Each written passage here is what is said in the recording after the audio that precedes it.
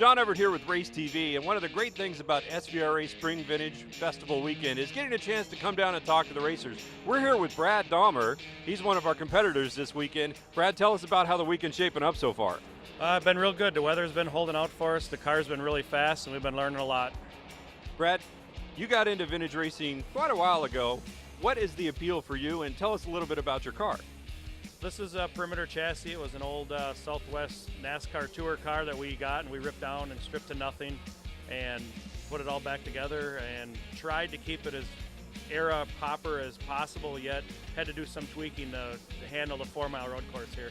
We started racing vintage about 4 years ago, and we were circle track racing for 25 years previous to that.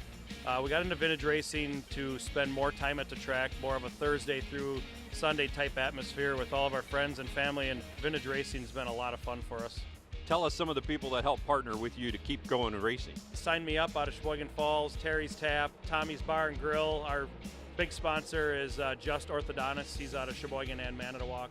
Competitive Plumbing, and I hope I'm not missing anybody. Hillcrest, and Brennan's out of Sheboygan also.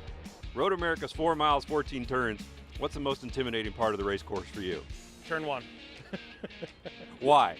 Because you're coming in there really fast. A lot of people think turn 5 is the scariest. To me, it's not, just because you know you have to really slow down. But turn 1, if you're not going through there at 70 miles an hour, you're losing time. So that's tough. You got to make sure it sticks in turn 1.